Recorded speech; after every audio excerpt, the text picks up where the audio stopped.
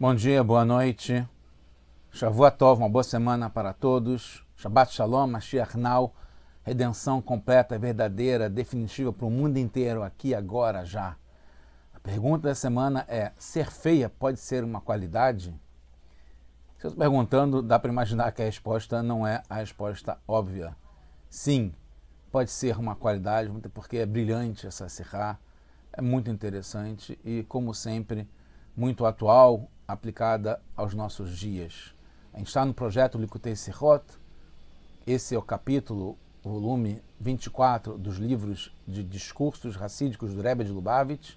Essa é a sirá ligada a Tu B'Av, é a segunda ligada a Tu B'Av. São dois sirot ligados a Tu B'Av, essa é a segunda.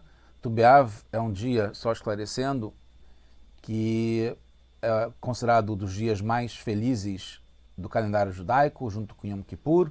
Tu B'Av talvez mais ainda do que Yom Kippur, que é o dia que as noivas saíam nos campos, e é o dia depois de Tisha B'Av, né, que é quando tem, geralmente, tradicionalmente, foi considerado ligado à destruição dos dois templos sagrados, do Beit HaMikdash, e outros acontecimentos graves, trágicos durante a história, mas que também está associado com a vinda de Mashiach, que seja agora em nossos dias. Então, Tu B'Av é considerado um dia muito feliz, e ele é mencionado justamente no Talmud, no Tratado de Ta'anit. Aqui no Tratado de Ta'anit, na página antes ainda do término dele, na página 26, na folha Beit, na folha B, fala que não tiveram dias felizes, Yamim Tovim, como festas, de Yom Tov, Lei Israel, para o povo de Israel, Kamishah Sar Be'av, como o dia 15, acho que a gente falar que Tu, do Tu Be'av, Tu é a numerologia de 9 mais 5,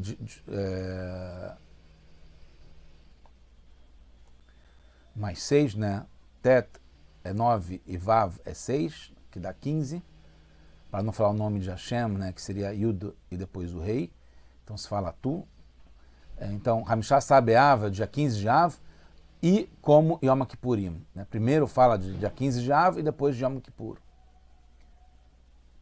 Quando as Banot Yerushalayim, etc. e tal. Quando as filhas de Yerushalayim, as moças não casadas ainda, solteiras, etc. e tal. Então depois continua, fala Banot Yerushalayim, Yotzot, Vecholot, Bakramim.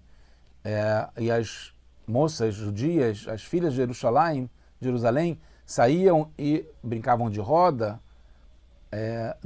nos vinhedos. E o que elas falavam? Então, isso é fundamental, que a gente vai entender. Isso aqui é o Talmud Bavli, da Babilônia. Fala, Bahur, rapaz, olhe para cima, Sa na enecha, eleve seus olhos para cima e veja o que você está escolhendo, o que você está selecionando. Então, as mulheres estão solteiras, falar para os rapazes, olhe para a gente e olhe primeiro para cima para entender como você vai escolher qual é a moça com quem vai se casar.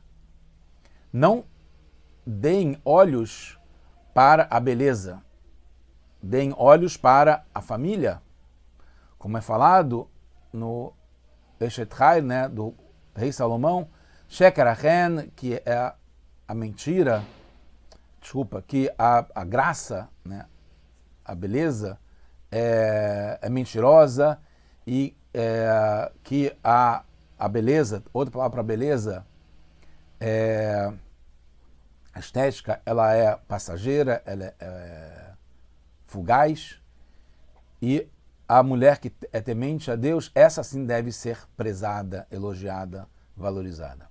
E aí elas falam mais, como está escrito também no Eshet Chai, do rei Salomão, que a gente fala, os homens falam para as mulheres na mesa de Shabat, e depois traz um passuco, Tzei Nureina, saiam e vejam filhas de Sion, as moças judias também,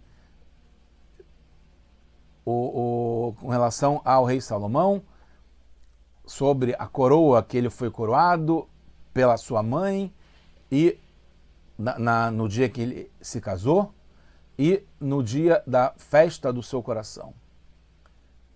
E aí está explicado na própria Guemará que no dia do seu casamento é ligado com Matan Torá e no dia da alegria do seu coração está ligado com a construção do Beit HaMikdash, que seja reconstruído em breve em nossos dias. O Rashi explica que Matan Torá está ligado com Yom Kippur, quando foram entregues as últimas tábuas, segundas tábuas para Moshe Rabbeinu, que é assim que foi perdoado o povo. Quando ele desce, era o dia de Yom Kippur. No final do Tratado de Ta'anit, na página 31, Aleph, isso é o Sium mesmo, é o término do tratado, os rabinos falam sobre essas Benot Yerushalayim, essas Benot Sion, essas filhas, essas moças judias, o que elas falavam. Então fala o seguinte, as bonitas, dentre elas, falavam, voltem seus olhos para a beleza, porque o principal da moça é a beleza.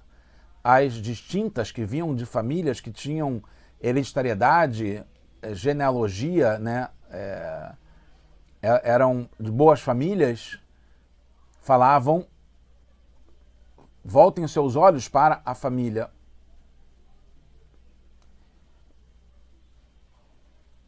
E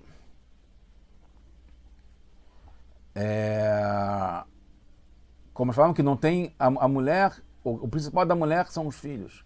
E as feias, dentre elas, falavam, vocês foquem, né, no que vocês vão comprar com relação a Hashem, olhem para cima e para não fazer uma escolha errada, etc, etc, etc. Aí depois fala que Hashem vai fazer uma roda com os tzadikim e vai sentar entre eles quando o Mashiach chegar, etc, no Gan Eden, e cada um vai olhar para cima e vai mostrar Bayom Mahu, Zé Elokeinu, Zé Kivinu Lo V'Yosheinu. Esse é Hashem que a gente antecipou e esperou e quis esse tempo todo, e ele, o que a gente esperou tá ligado com a nossa salvação. Zé Hashem Kivinu Lo, Nagila, Venissa Beshuasó. Vamos comemorar e festejar e nos alegrar com a salvação, com Mashiach, com a redenção. Adanlach Beshuasá Prakim, Musikalah Maseh Tanit. Assim termina o tratado de Ta'anit. Vamos acelerar, porque tem muita coisa para falar. Eu me antecipei, então me empolguei e me antecipei, porque é o que eu vou repetir aqui agora. As bonitas falam, volte, capaz, seus olhos para a beleza, pois uma esposa é apenas por sua beleza. As distintas, que têm de família, de linhagem, que tem uma linha importante, volte seus olhos para a família, pois uma pessoa é somente para os seus, uma esposa somente para os seus filhos. As feiras falam, adquira sua compra por Hashem, pensem em Hashem, desde que você nos enfeite com joias de ouro, que vocês valorizem a parte das joias. Segundo o Ein Yaakov, tem um quarto tipo que está ligado com as ricas, que falam para voltar os olhos aos donos do dinheiro. Então, tem 4 grupos aqui, 3 principais, bonitas, distintas, né, de família distinta, feias, e também tem as ricas. No Talmud Yerushalmi tem diferença em relação, a gente fala até agora do Talmud da Babilônia, o de Yerushalmi, que foi escrito em Israel antes do babilônico, são só 2 tipos, as feias e as formosas. Então vamos lá, as perguntas. Sabe-se que não tem discussão sobre coisas que aconteceram na realidade, na prática. Porque tem 2 tipos que não são citados no Yerushalmi. Afinal, elas saíram, está escrevendo no Talmud, tanto um quanto o outro, que elas saíram no campo, nos vinhedos, e quais grupos que tinham lá? Ou eram 2 ou eram 4. Como é que pode? Não tem como, na realidade, ser só 2, se for 4, ou se foi 4, então ser só 2. Também tem que entender por que tem a diferença na linguagem entre bonitas e formosas. Bonitas no babilônico e formosas no Yerushalmi. Outra coisa, no Yerushalmi, com relação às feias, tem só o que não escolher, mas não as dicas do que o rapaz deve perceber para escolher, receber sobre si para escolher o certo. Como em relação às formosas, no Yerushalmi, que fala para se voltar para a família, focar na família. Então as feias falam só o que não deve focar, mas não falam no que deve focar. Ou no Bavli também, que fala que as feias falam que deve escolher de acordo com a vontade divina e os bons atos. Outra questão maior ainda é o que quer dizer que as feias falam para não darem valor à beleza, que é uma coisa negativa e não fala no foco positivo do que isso tem que prestar atenção. Porque ao falar para não darem valor à beleza, estão se entregando como se dando ênfase que elas não têm beleza. Então não pensem nisso para não deixar de nos escolher. Qual a relação entre as formosas e voltar seus olhos para a família? Deveria ter relação com as distintas, as mulheres que têm as moças que têm de uma família distinta, que têm uma boa genealogia, deveriam falar sobre a família, que é o principal, como está associado no Talmud da Babilônia. Os comentaristas explicam algumas explicações que as moças do dia são famosas por si próprias, mas é a pobreza que as torna desprezadas. Minha esposa gosta de falar uma coisa, é um ditado brasileiro, não sei se é muito próprio, mas que não tem mulher feia, mas tem mulher pobre. Né? Que as mulheres, e no fundo tem a ver com isso que está no Talmud, né? As mulheres que são ricas têm como, de algum modo, não exatamente está escrito aqui, tem de algum modo como se embelezar, ou disfarçar, ou compensar o que não tem tanto de, naturalmente, de beleza estética, física. Mas o que é certo é que as que são feias, que por pobreza, que não tem como, então essas realmente têm essa desvantagem, mas que não é delas próprias, porque toda mulher judia é formosa, é bonita, né, por natureza, como se diz, mas é a pobreza que faz com que elas se tornem menos apreciadas. Mas precisa se aprofundar, afinal de contas, porque as formosas precisam mencionar a importância da família. Deveriam falar logo sobre a beleza, que é a qualidade principal que ela tem, que é visível, que é estético, que é transparente. No Yerushalmi se antecipa o tipo das feias ao das famosas. Em princípio, deveria ser o contrário, na ordem de importância e grandeza. Como no Bavli, que fala primeiro das bonitas, etc. e tal, e por último fala das feias, e não o contrário, como está no Yerushalmi. Outra coisa, o Yerushalmi, depois de falar nesses dois tipos, da feia primeiro e depois da formosa, e não de bonita, fala formosa e não bonita, continua e termina o tratado trazendo algo ao Bavli, da página 26b, sobre Tsein Nureina, das filhas de Sion, que vão sair e vão ver, etc. e tal. O que a Gemara no Bavli, no Yerushalmi, acrescenta, trazendo esse verso de saiam e vejam as filhas de Sion, sobre o que a ligação com o rei Salomão, do Yom Kippur, do Beit HaMikdash, etc., da coroa. Isso já estava na Mishnah antes.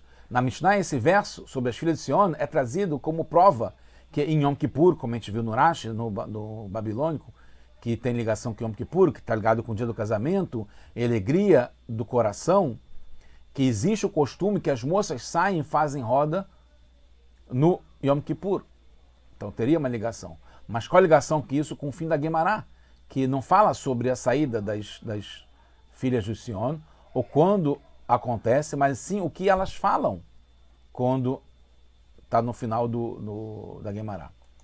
Então, outra coisa na Mishnah, no Yerushalmi, as palavras que fala Batará Shatra Loimó, com a coroa, que ele foi coroado, o rei Salomão, pela sua mãe, estão incluídas no etc.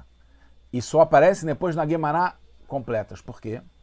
Depois das palavras Shebane Bimherav Emeinu, quando o Yerushalmi traz no final que seja reconstruído o terceiro Beit HaMikdash, o Beit HaMikdash nos nossos dias, traz a palavra Amém. Amém. Shebane Bimherav be'ameinu, amém, que não tem na Mishnah. Por quê? Poderíamos procurar as respostas para cada pergunta, tem várias, vocês viram, separadamente. Mas podemos dizer, isso é interessante, o Rebbe traz muitas vezes isso, que tem uma explicação geral única, que é perfeita, porque uma só explicação que atende a todas as mudanças e perguntas e diferenças que tem entre cada um dos versos no babilônico, no Yerushalmi, dentro do Yerushalmi, na Mishnah, na Gemara, etc. e tal. Isso tudo está ligado com a diferença, já a resposta está ligado com a diferença entre o Talmud Bavli e Yerushalmi. O Talmud da Babilônia e o Talmud de Jerusalém de Israel. No de Jerusalém, de Israel, os assuntos são curtos e gerais. No babilônico, são explicados extensamente, com discussões, etc. e tal, e com mais detalhes.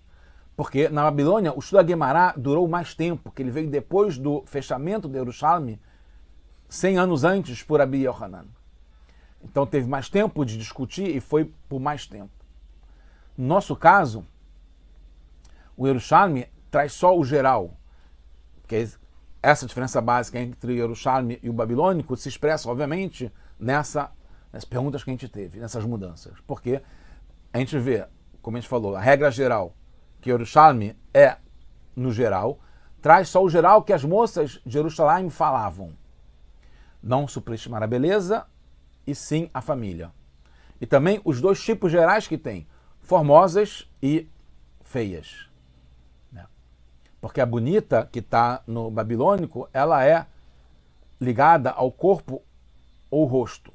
Quando fala em formosa, que está no Yerushalmi, é uma qualidade geral, que inclui tanto fisicamente quanto espiritualmente. Então, por isso que, já respondendo, no Yerushalmi tem só 2 e não 4. Na verdade, são 2 grupos, né? As que estão contempladas nas feias e as nas formosas. E por que formosas e não bonitas? Porque formosas é o mais geral ligado à qualidade da estética ou da beleza, tanto física quanto espiritualmente. Então, no Yerushalmi, o tipo de moças judias formosas inclui as bonitas, as de família distintas e as ricas. E por que a conclusão é focar só na família, que é o princípio geral como está no Yerushalmi? Todas as qualidades foram recebidas de acordo com a herança da família. Não é que as moças elas se esforçam para conquistar essas qualidades. A genealogia, por exemplo, ser distinta como família, é claramente uma herança. Se a família tem essa genealogia, então, consequentemente, a moça vai ter também, a filha. A riqueza também, principalmente para as moças de Jerusalém, que elas não saem de casa para ganhar dinheiro, muito menos ainda antes do casamento, né, ou muito mais ainda antes do casamento, então elas recebem essa riqueza de família, então é herdado. E a beleza também não depende tanto dela. Além de ser ligada a não ser pobre, como a gente falou, a beleza, que isso vem, a riqueza vem da família, dos pais, isso também não é um valor que ela recebe, que ela conquista, né? Malhando, ou indo em dermatologista, ou usando cremes, etc. e tal, perfumes, roupas, etc.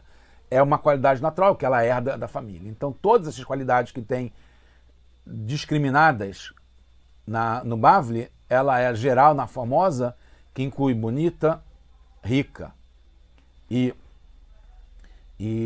distinta, que é uma qualidade herdada, recebida da família. Então, por isso que foca na família. No Yerushalmi, então, e no Bavli, cada tipo deu valor ao que tem de melhor separadamente, porque o Bavli, como a gente falou, o babilônico, detalha melhor. No Yerushalmi, o conteúdo do que as famosas falam é sobre o motivo da qualidade, que todos eles vêm da família. A resposta, porque as feias vêm antes do Yerushalmi, é porque segue a ordem da Mishnah. Na Mishnah fala primeiro para não focar na beleza e sim na família. Não focar na beleza está ligado com o que fala a feia.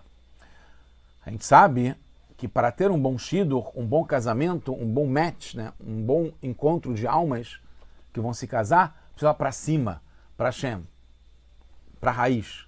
Por isso que fala, Sana Enecha, eleve, levante os seus olhos para o que vem de cima. Não pensar tanto nas qualidades, mesmo que espirituais, porque isso vem lá de cima. Por isso que é anunciado, filho de fulano deve se casar com filha de fulano, porque não é fulano com fulana, e sim a filha do fulano com a filha do fulano, porque vem de cima, é herdado. É muito interessante esse ponto. Ele fala vários conceitos ligados a isso. Então entende-se que no Yerushalmi as feias falam para não focar na beleza, pois todas elas falam para olhar para cima, inclusive as feias também, para ver a raiz. Mesmo que elas não tenham essa qualidade revelada, mas deve olhar para a fonte e a raiz disso, que todas elas são filhas de Sarar, Rivka, Rachel e Leá. Tanto as bonitas, formosas, quanto as feias também. Então elas têm essa beleza intrínseca, ou a formosura, tanto espiritualmente quanto fisicamente, herdadas por serem filhas de Rivka, Rachel, Leá e Sará. Então nisso as feias têm uma vantagem muito interessante. Elas têm temor a Hashem, não que as bonitas não tenham, mas como está nesse passo que é trazido do Eshet Hail, Sheker Achen Vevelayofi, que é fútil e é mentirosa a beleza, a mulher que deve ser prezada, a moça que deve ser prezada e para quem deve se escolher para casar é aquela que tem temor a Hashem, que isso está além dessas qualidades que vêm herdadas da família. O temor a Hashem, cada um pode conseguir isso. E como? Se ligando com Hashem, que está acima está acima da família, acima dessas qualidades que são herdadas. São chamadas de feias mesmo assim, porque a gente sabe que no fundo elas são formosas, porque elas podem não ter as qualidades que vêm da família, como beleza, hereditariedade, ser distinta ou riqueza. E o temor a Hashem vem delas mesmo. Terminando, as bonitas sabem das suas qualidades e sabem que vem da família, sem descontar os sentimentos, os valores próprios que elas têm também. Elas sabem. Elas podem ser modestas, não falar que elas são ricas porque elas também conseguiram, que elas são distintas porque elas também participaram disso, etc, etc. As feias, mesmo tendo algumas das demais qualidades, referem-se à raiz de cada qualidade. Olhem para cima. Eu reconheço, tudo vem de cima. Os versos sobre as filhas de Jerusalém, sair Tsena Ureina, saiam, vejam, acentua duas qualidades do rei Salomão. A coroa que lhe deu sua mãe e a construção do Beit HaMikdash que ele construiu. Foi o rei Salomão que construiu. E foi ele que foi coroado. Mas, assim como a feia, que é comparada com a lua, que não puxa para si o valor, né? Porque a feia, e no caso aqui a lua, recebe isso do sol, recebe isso de Hashem. Está totalmente anulada para reconhecer que não é de valor próprio, mesmo que tenha, mas que é de recebe. Olha para cima, da onde que está vindo isso que eu tenho de qualidade? Que a feia tem mais do que é bonita, porque ela reconhece mais, já que não é tão estampado nela a beleza exterior, e ela fala para, vejam, o principal, que é a raiz que tem tanto dos patriarcas e matriarcas, que cada uma tem, como também que isso vem de Hashem. E quando fala sobre o rei Salomão, também fala sobre essas qualidades, porque, embora a coroa que ele vestiu, é ele que se tornou rei, mas ele recebeu do pai, que é Davi, que foi prometido para Davi, que a coroa não ia sair, depois que começou com Davi, não ia sair mais da família de Davi, mas que quem lembrou a Davi foi a mãe. Então está ligado com a família, principalmente a mãe, que coroou, ajudou a coroar o rei Salomão e não os outros filhos de Davi, como Davi queria desde o princípio. E o Beit HaMikdash, que o rei Salomão reconhece que foi ele que construiu, mas ele fez tudo de acordo com o plano de Hashem. Então foi submisso, subjugado, aceitando, se resignando à vontade de Hashem, como a feia transmite aqui nesses ensinamentos fortíssimos para a gente, como a gente deve se anular para o que vem de cima. E como elas recomendam para os rapazes que querem se casar, e a gente, todo o povo que queremos nos casar com Hashem, e a gente fala para Hashem, reconhecer dentro da gente as qualidades que a gente tem intrínsecas, e não só o que há tanto tempo de diáspora, tanto tempo de exílio, tanto tempo de sofrimento e escuridão e terrorismo e mortes, perseguição, fez com que a gente, que parece externamente que a gente pode não estar tão bonito, mas que por dentro, e a raiz, mais do que por dentro, a gente tem essa beleza e essa grandeza de temor a Hashem, que é o principal. Então, por isso que Yerushalmi acrescenta a palavra amen, olha como tudo se enquadra, que é uma linguagem, quando a pessoa faz uma tefilá, fala Baruch Atah Hashem, etc., o outro fala amen, é a linguagem de verdade, de estar testemunhando que isso é assim e é eterno, é sem mudanças. O terceiro Beit HaMikdash será eterno também. O Amém está ligado com o eterno, o Beit HaMikdash terceiro está ligado com o eterno, a coroa do rei Davi e do Mashiach é eterno, porque Hashem é que vai construir. Então o Amém está ligado com esse é eterno, porque vem de Hashem, mesmo que a gente teve grandeza na construção do primeiro e do segundo, reconhecendo o valor que vem de cima, comparado com a grandeza das feias, que vem de cima, assim como o Talmud da Babilônia também termina dizendo que Hashem fará uma roda com os Shadikim, que seja agora com Mashiach Now, todos nós, Mashiach Now, Geulah definitiva, completa já.